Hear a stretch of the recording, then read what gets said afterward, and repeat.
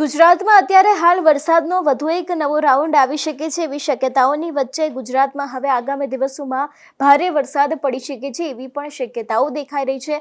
હવામાન વિભાગ દ્વારા આગાહી કરવામાં આવી છે અને ખાસ કરીને હવામાન નિષ્ણાંત પરેશ ગોસ્વામીનું પણ એવું માનવું છે કે હવે આગામી દિવસમાં ગુજરાતમાં ભારેથી અતિભારે વરસાદ પડી શકે છે।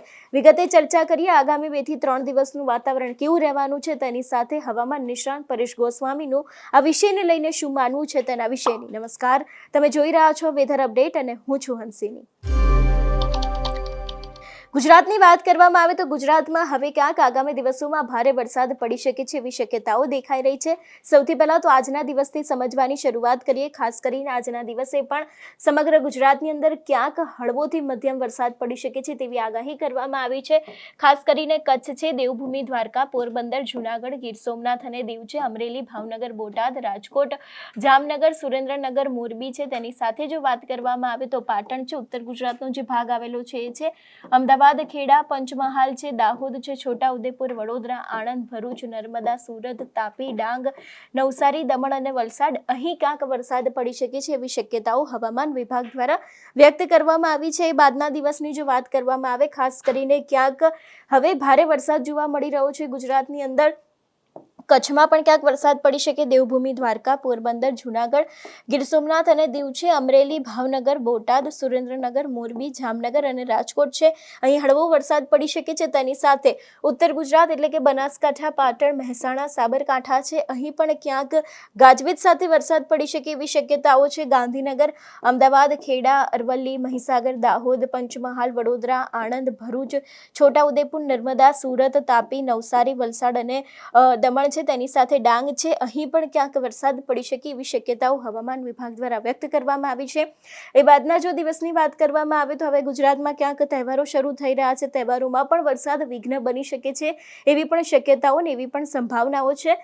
તેના વિશેની વાત કરવામાં આવે તો ખાસ કરીને કચ્છ છે, જે દરિયાકાંઠાના વિસ્તારો છે, અહીં પણ વરસાદ પડી શકે છે, મધ્ય ગુજરાતમાં પણ વરસાદ આવી શકે છે, અમરેલી, ભાવનગર છે, ઉત્તર ગુજરાતનો જે ભાગ છે ત્યાં પણ વરસાદ પડી શકે છે અને નીચેના જિલ્લાઓ છે અહીં પણ ક્યાંક વરસાદ પડી શકે છે એવી શક્યતાઓ અત્યારે હાલ હવામાન વિભાગ દ્વારા પણ વ્યક્ત કરવામાં આવી છે।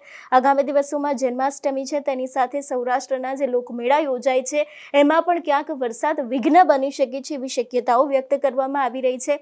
વધુમાં આ વિષયને લઈને હવામાન નિષ્ણાંત પરેશ ગોસ્વામીએ શું કહ્યું, સાંભળીએ।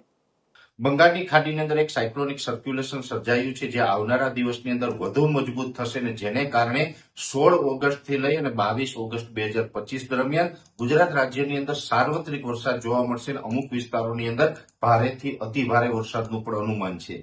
આમ જોવા જઈએ તો છેલ્લા 2-3 દિવસથી બંગાળની ખાડીની અંદર એક સિસ્ટમ બની રહી હતી। આજે 13 ઓગસ્ટના રોજ એ સિસ્ટમ છે એ ડેવલપ થઈ ગઈ છે અને અત્યારે એ સિસ્ટમની મૂવમેન્ટ પણ ચાલુ થઈ ગઈ છે।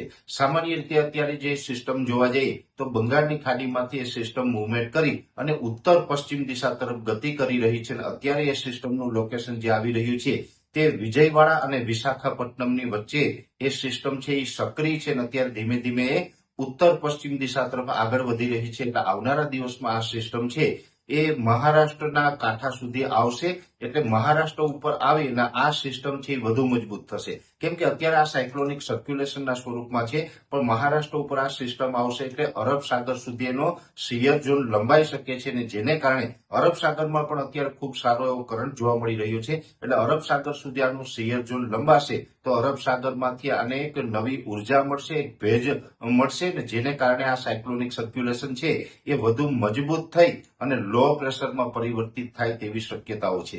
એટલે આ સિસ્ટમ છે એ આવનારા સમયમાં ગુજરાત ઉપર અસર કરવાની છે અને જેને કારણે 16 ઓગસ્ટ થી લઈ અને 22 ઓગસ્ટ દરમિયાન રાજ્યની અંદર સાર્વત્રિક વરસાદો જોવા મળશે। એટલે કહી શકાય કે ગુજરાતની અંદર 80 થી 90% વિસ્તારોની અંદર સારા વરસાદોનું અનુમાન છે અને એમાં પણ દક્ષિણ ગુજરાત અને સૌરાષ્ટ્રના ભાગોની અંદર ભારેથી અતિભારે વરસાદો જોવા મળે તેવી શક્યતાઓ છે। એટલે ખાસ કરીને દક્ષિણ ગુજરાત અને સૌરાષ્ટ્રના ભાગોની અંદર 5 થી લઈને 10 ઇંચ સુધીના વરસાદોની શક્યતાઓ છે।